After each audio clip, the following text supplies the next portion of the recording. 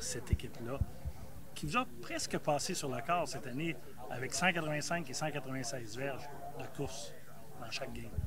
Êtes-vous capable de les limiter? Écoute, une équipe comme cette équipe-là, c'est une équipe qui est très bien coachée. C'est une bonne équipe. Puis c'est probablement une des meilleures équipes de la Ligue en ce moment. C'est quelque chose qu'on dit, si tu veux être la meilleure équipe, tu dois battre la meilleure équipe. On a le sentiment qu'on est la meilleure équipe. On a une bonne game comme Toronto, mais il ne faut pas vivre sur cette game-là. On est rendu à la prochaine semaine, puis on a ce défi devant nous d'une très bonne équipe. Finalement, c'est juste jouer le niveau de football qu'on a joué dans les dernières semaines. C'est se concentrer sur qu'est-ce qu'on peut se concentrer. Et écoute, moi, je ne fie pas le plus milieu de saison, parce que si on se ferait au milieu de saison, on ne serait pas ici en ce moment. Donc, les choses ont changé, notre défensive a changé, puis notre équipe a changé. Puis je suis très excité pour ce match-là. La défensive contre la course est suffisamment forte pour les maîtriser? 100%. Moi, j'ai aucune inquiétude face à ça. Comprendre que c'est un jeu de 3 essais. Si tu veux courir toute une game, tu peux le faire, mais en général, ça devient difficile. Regarde, il y a un plan de match en jeu, puis on va le respecter, puis on va le jouer. Depuis que je suis le football canadien, je pense que j'ai jamais vu une équipe des Alouettes avec autant de Québécois à des postes clés, que ce soit le botteur, que ce soit le maraudeur, les gars sur la ligne. Est-ce qu'il y a quelque chose de spécial de représenter le Québec avec cette équipe-là? 100%, mais oui. Tu sais, comme j'ai déjà expliqué, tu regardes les joueurs québécois dans l'équipe, c'est début trentaine, fin vingtaine, puis dans ces années-là, tu étais assez vieux pour te rappeler des années 2000 des Alouettes. Puis chacun d'entre nous, on en parle, là, on était des fans de cette équipe-là. Je pense que tout le monde ici les a regardés jouer, c'était les années en or. Fait que pour nous, on a ce sentiment-là, on a cette fierté-là de joueur des Alouettes, puis pouvoir être avec une Coupe Grey après tant d'années, c'est quelque chose qui est exceptionnel. Puis pour nous, on est là pour tout donner puis essayer de ramener cette victoire à la maison. Pensez-vous justement qu'il y a des petits Marc-Antoine à la maison qui écoutent, qui dans 10-15 ans vont embarquer, peut-être avoir une chance de jouer un match comme ça? Bien, je l'espère, honnêtement. Je l'espère beaucoup. Moi, c'est arrivé pour moi, puis je me dis pourquoi ça peut arriver pour quelqu'un d'autre. Puis je sais que le football québécois est en santé en ce moment. On a des gros talents qui sortent de là, on a des gros programmes. C'est sûr que c'est tentant des fois aller aux États-Unis, mais regarde, tu fais ton choix le mieux pour ta carrière, mais rester ici, il y a du potentiel, puis il y a des joueurs comme Laurent Duvernay-Tardif qui l'ont montré qu'il est possible d'aller aussi dans la NFL. Mais moi, je pense que si tu crois en quelque chose, peu importe si ça se réalise ou non, si tu mets tous tes efforts pour, tu vas juste devenir une meilleure personne pour, à la fin. Excuse-moi, est-ce que tu es capable d'apprécier la semaine, malgré tout le travail qu'il y a à faire? C'est quand même ton premier championnat dans CFL, ta première semaine de Coupe Grey. J'apprécie à certaines façons, mais la réalité, c'est que je pense que si tu gardes les pour les comptes, il y a un plus gros avantage de ne pas apprécier cette semaine puis apprécier la victoire. Fait que mon mindset, c'est sur la game de vendredi. Puis je vois que la balance des pour et des comptes est excessivement plus élevée, de se focusser sur la game. Puis la semaine est la semaine. J'essaie d'en profiter le plus possible, mais c'est la victoire qu'on a en tête, puis on n'oublie pas ça. Vous étiez les négligés face à Toronto. On l'a dit une couple de fois, si je me rappelle bien. Il est allé en parler. Je sais, c'est pour ça que je ne veux pas y parler de ça. Je vais lui parler de... Vous avez atteint un certain sommet, un certain pic en battant Toronto. Est-ce que tu sens que l'équipe est aussi affamée qu'elle l'était avant le match contre Toronto? Ah, ben oui, 100% encore plus. Encore plus, quand tu es si proche de la victoire, quand tu es si proche de ton but, je veux dire... tu sais, il y a quelque chose qui est différent, c'est sûr. On n'est pas une équipe, on va dire, vétérante comme la leur, qui est à leur 4e apparence. C'est peut-être rendu... Tu sais, je lisais des articles d'un de mes anciens collègues, Reda Kramdi, qui disait que faut pas que tu prennes ça pour acquis. Il faut que tu vois quelque chose de spécial. Pour nous, c'est même pas... on n'a même pas une pensée à ça. C'est simple. On a cette envie-là, on a cette énergie-là d'être ici. Donc, tu sais, tu as comme le pour d'être les vétérans, mais aussi on a le pour nous d'être ici puis de vouloir être ici. Puis d'avoir cette énergie de nouveauté qui est un peu comme le carburant de cette équipe-là en ce moment. Parlons de ce soir avec le gala. Tu es le seul joueur de ton équipe qui est en nomination. Ça fait-tu spécial d'être...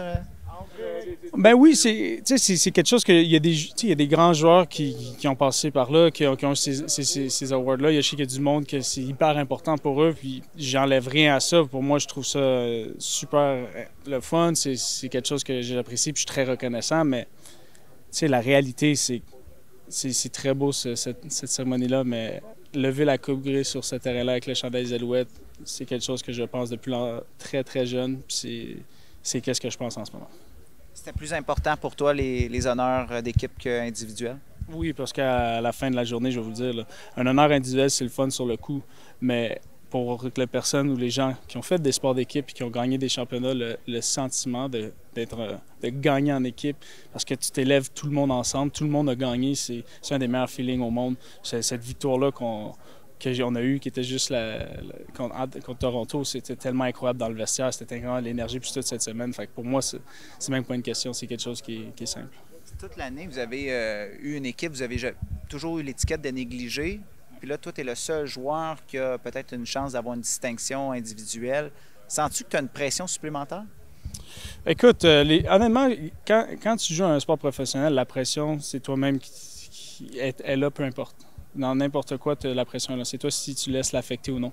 C'est pas plus simple que ça. Je pense que j'y pense des fois, c'est peut-être génétique que je laisse moins la pression m'affecter que certains autres, mais je veux dire, j'ai de l'aide de la famille, de mes amis, mais c'est pas quelque chose qui m'a jamais tant affecté. J'ai quand même été assez capable tout au long de ma carrière de mettre les choses à part puis de juste me focusser sur le football. Je pense que c'est le fait que je joue depuis que j'ai 5 ans, que même quand je suis un professionnel puis c'est ça ma job, je vois ça comme un sport d'enfant puis je cours après un ballon. T'es pas le seul qui est en nomination ce soir, il y a un autre Québécois, Mathieu Betts. Ce serait la première fois qu'un Québécois gagne le trophée de joueur défensif par excellence. Non, je le souhaite. Ben oui, je le souhaite à 100%. Je veux dire, on a été rivaux pendant beaucoup d'années. Il m'a assez fait un peu blipper chier au carabin, mais peu importe. Je veux dire, c'est quelque chose pour moi qui est beaucoup plus important, le succès des Québécois dans cette ligue-là, parce que à la fin de la journée, ça montre oui, U-Sport, mais aussi la santé du football québécois. T'sais. Fait que je lui souhaite qu'il est capable de l'avoir. Je veux dire, l'année qu'il a eu est incroyable. Fait que même s'il l'a pas, qu'il peut être fier, écoute, battre le record de sac du corps en tant que Canadien, c'est incroyable. And that's one of the things I love is the fights. So anything Mike Tyson gets you fired up. So enjoy watching those things and those types of videos. I think they discipline, working for something, you know, and taking it to people and being aggressive is what that's all about, in my opinion. I mean, it takes a disciplined person to box, and it takes a disciplined person to play football. And those types of videos kind of put a great message out there for your team. Seems to resonate with the guys a bit, you think? Yeah, I mean, like I said, I think that you can always take something from a video like that. You know, as much as, you know, fighting is an individual sport, there's still coaches that coach you, and there's a discipline aspect like no other. I mean, when it's just mano a mano, and our game is mano a mano. I mean, at the end of the day, it's a unit you play with. But, you know, you got to win your individual battles, and you got to put in the work to know your job and trust the guy next to you and all those things. But it's still a physical, violent game, you know, and very much like fighting is. So, you know, there are parallels to it. And so anytime you hear a champion talk, you know, in those realms, I mean, it always resonates, I think, with football players and coaches and people that want to be or can be motivated by that.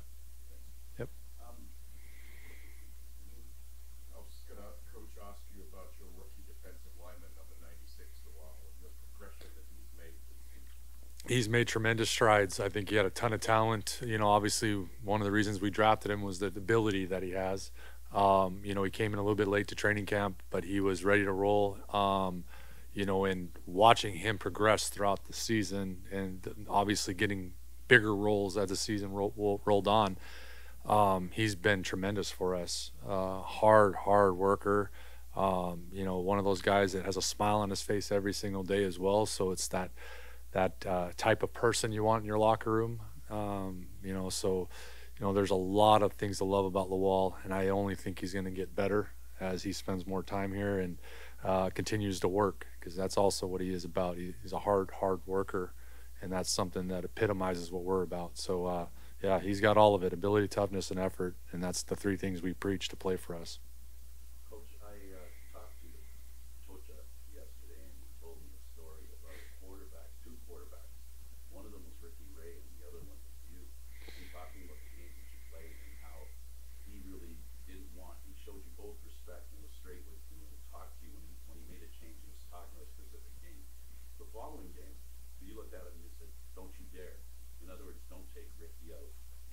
That's the kind of dedication to a teammate that I think maybe is something that you look for in your players. Is that part of the character building that you want?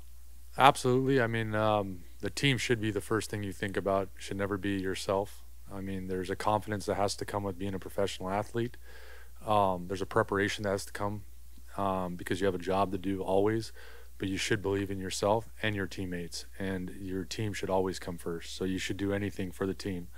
And sometimes, you know, the other guy, you got to as much as you believe in yourself. I mean, I knew Ricky Ray was better than I was, and he gave us a better chance to win. But I also knew that if I was called upon, I'd be ready to fill that void and try to make him better and make our team help our team win any way I could. So I think anytime you have respect for the organization, the team, the coaching staff to make the right decision, and you know, I think, you know, when you say you look for those things, those attributes, really, I'm looking for a team guy. I'm looking for a guy that does, you know, everything for the team, but is ready to play and is confident, but can also understand there's tough decisions. There's only 45 guys that can be on our roster on game day. There's only 12 guys that can play at one time. So as much as you may not be satisfied not playing, it's still got to be what's best for the team, and you have to have an understanding of that. But ultimately, Danny always showed me respect, and I mean, that's also a two-way street. So he showed me respect, I showed him it back, and I think that's also what you have to keep in mind with players is I think they can handle bad news if you shoot them straight. But it is I mean, at times it is a business, but you still got to treat them with respect, and you know, that's like I said, a two-way street, and something I feel very strongly about from players to coaches. Yep. You're used to great cuts, but as a head coach, I wonder, what is the time management like when your head finally hits that pillow? Are there still things going through your mind? You know, last night my head hit the pillow and I felt like I'd slept till my alarm went off, but it was about 45 minutes. So I woke right back up. You know, it's been like that as a head coach, I think, throughout a year. You know, there's times where you wake up at 2 a.m. with the thoughts and things of the team on your mind, and you can't go back to sleep, so you may as well just get up. I think that's just the life of a head coach. I mean, we're always constantly thinking about the team, whether it's motivating them, scheduling things, you know, something that happened throughout the day, a question that was asked, something that's on your mind. And, you know, it's what makes the position unique is you're in charge of about everything. There's only a couple of guys above you that have a say in what goes on for football operations and what goes on in that field. So, you know, as a leader, you got to be able to handle that. And with that comes that stressful environment that keeps you up and doesn't let you always have perfect nights of sleep. But I've been sleeping very well. I mean, I love our team. I love how we work.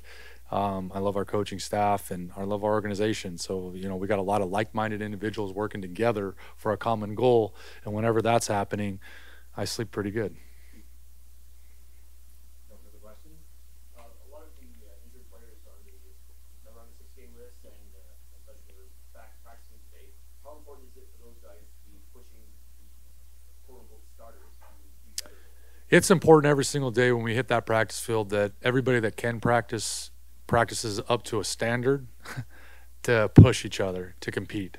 I mean, we talk about this quite a bit. You know, one of the reasons we believe in ourselves is because of the work we put in, and that's everybody. That doesn't matter if you're a practice roster player, a 1-game guy, a 6-game guy coming off of an injury, a starter, any of those things. We don't look at that. We look at your effort on the field, and if that effort isn't to our standard, we talk about it. So everybody should be expecting, anybody that's healthy right now and can play in this game should be ready to play. And we had a meeting this morning where we said that flat out. Anything can happen this week in practice. Anything can happen, you know, during the week. We cannot let each other down. So you have to be studying and preparing like you're playing in this game, whether you think you are or not. And that needs to be the mindset. So when we're on that football field and we're taking a rep, that needs to be your best rep of the day, and it needs to be what you're focused on. And if we're not doing that, we're doing a disservice to the guy next to you, to the coaching staff, to the organization, and ultimately to yourself, because you're not getting yourself better. So, I mean, that's the focus this week. It should be on us as a team, and the only way you can think about the team is doing your job and doing your part, and that should be up to a standard. And those guys, our guys, know what that standard looks like. Have them now for the rest of my life with me because it was a hassle, my early years, my career and stuff like that. And my wife just staying down in Georgia and my kids there as well, me being up in Montreal by myself. It was really tough and mentally, hard for me to get through a lot of the games and weeks and stuff like that because I know I'm always going home by myself, and it's very, very lonely. Mm-hmm.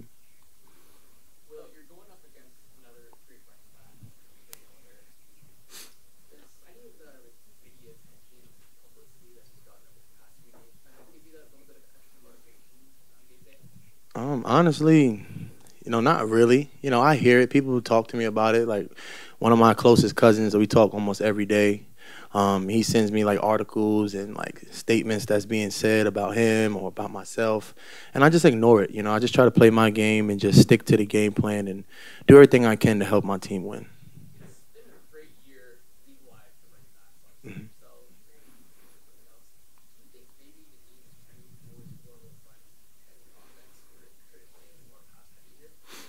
Mhm. I guess you can say that. A lot of teams tend to run the ball a lot more in the CFL because the type of running backs that are coming up in this league.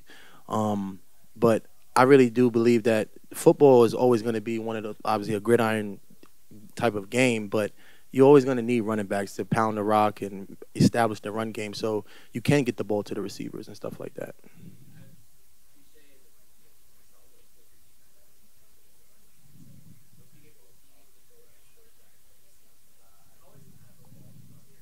Oh, it made me much better this year. I swear, I was just telling the defense that today after practice that I love playing against you guys because in my eyes, in my heart, I feel like you guys are the best defense in this league. So if I'm able to get 4 or 5 yards on a carry in practice against them, I know I can get 7, 8 against anybody else. And, those guys up front, our D-line, linebackers, the back end, man, they make me better every day. And they're making Cody, making Mac, everybody.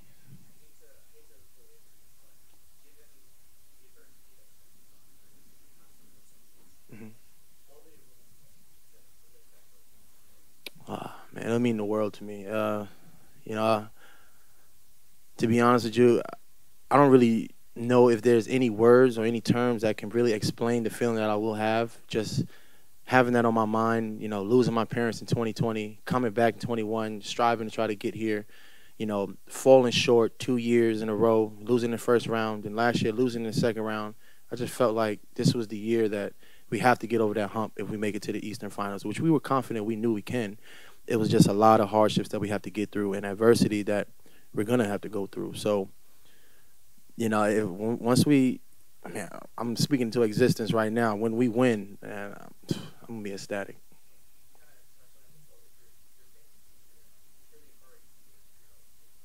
Mm-hmm.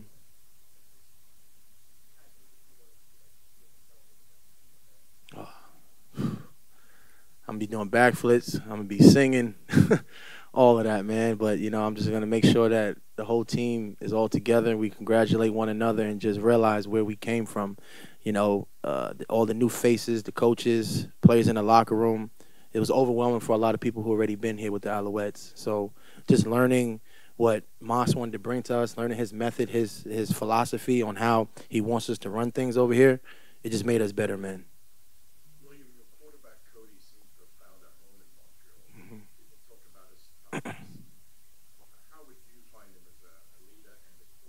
Oh, number one, he's a great guy. I knew about him my second year in the CFL when he was an All-Star, and I was looking at him when we decided to bring him over here. I was like, oh, my gosh, this is going to be rejuvenation for him, just to get his career back on track because a lot of people doubted him and everything when he was over there in SAS, and, even teammates that left us, they were saying, like, oh, he might not be that good and everything. I'm like, all right, watch. I'm telling you. Watch, he comes over here, and he's going to do the damn thing, and right now he is, and I'm behind him 100%. I'm going to make sure I protect him in any way that I can, and, that's my boy. Mm-hmm.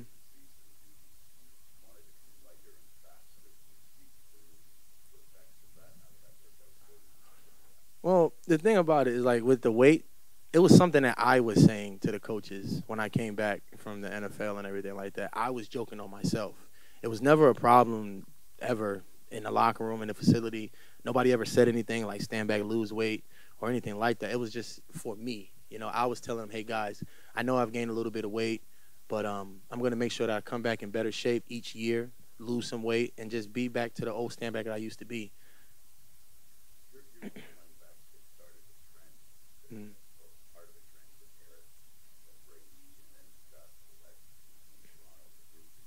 Mm-hmm.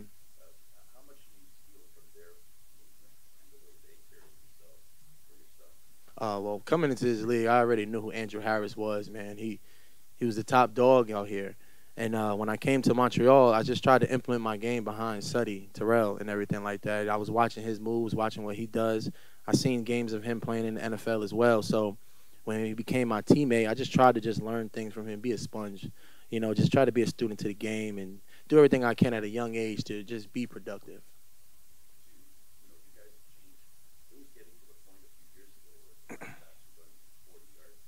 Mm-hmm. Yeah, people would think that was good.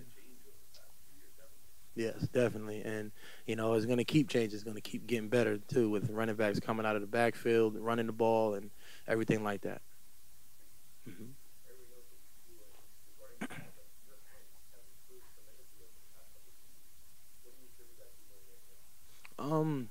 Truthfully, I feel like I always can catch. A lot of the times in the past, I would get too excited, looking up the field, seeing, taking my eye off the ball, not looking it in. And that's when I would make mistakes and stuff like that. But growing up, I always was catching on my dad, catching on my brothers. I always felt like I had decent hands, but I played running back. It really was just me emphasizing looking the ball in. That's all it really was, to be honest.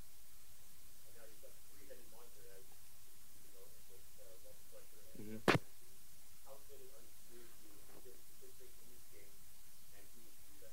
Oh, super excited, man. This is something like we were talking about in training camp, man. We would sit down literally in our kitchen and study the playbook all the way up till 1 in the morning, knowing we have to be up at 6, but just trying to get it all in so we could be the best versions of ourselves in practice and showcase, our talents to the coaches, letting them know that we are taking this serious and we're trying to learn it. So us being together in the beginning of the season all the way up to now in the Grey Cup, it's just tremendous blessings for us.